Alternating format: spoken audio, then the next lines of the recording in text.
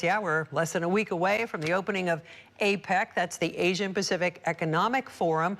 President Biden and leaders from across the globe will be among the 20,000 or so expected. And with all of that comes security like San Francisco has never seen before, affecting where and how people can get from point A to point B. So we've got team coverage for you tonight on the summit. KRON 4's Dan Kerman, he's in the newsroom tonight with more on law enforcement's announcement on security protocols, and KRON 4's Rob Nesbitt live in the city with just how city officials are addressing homelessness around Moscone, one of the areas that'll be under a very tight security force during the conference. Let's start with you, Dan.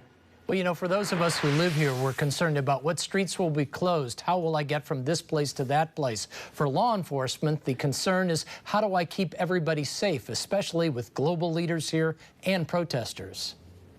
The San Francisco Police Department is staffed up to prepare and make sure that this event is safe for everyone. San Francisco Police Chief Bill Scott says the police force, along with federal and state law enforcement partners, are ready for next week's Asian Pacific Economic Forum. We are fully mobilized all of next week, which means every able-bodied officer will be working.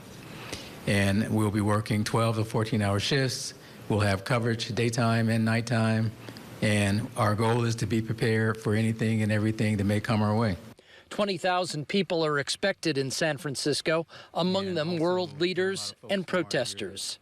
People are welcome to exercise their constitutional rights in San Francisco, but we will not tolerate people committing acts of violence or property destruction or any other crimes. We will make arrests when necessary if those acts of violence or property destruction occurs, and we are prepared to do just that. The main security zones will be centered around the Moscone Center and the Fairmont Hotel.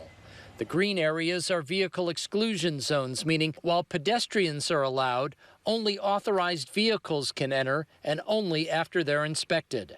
Residents seeking to access their residence via their vehicle and park in their garage may do so, subject to having their vehicle inspected at one of the checkpoints noted on the map.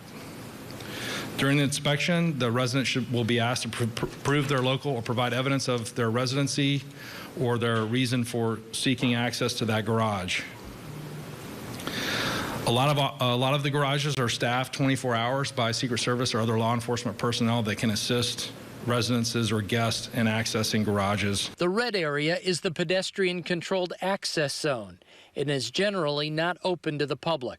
Individuals seeking to enter this zone must usually be credentialed as an APEC leader, attendee, a worker of the APEC, or be frequenting a business establishment which is open to the public inside this perimeter. In this zone, people will need to be screened to enter. There will be no parking or transit within this zone. There are no private residences within the red zone. Now, again, security officials emphasize that, again, it's the Moscone area, the Fairmont area. Those are the main security zones. Barricades will start being set up in the Fairmont area on Monday night, and they'll start being set up around Moscone on Tuesday. Live in the newsroom, Dan Kerman, KRON 4 News. All right.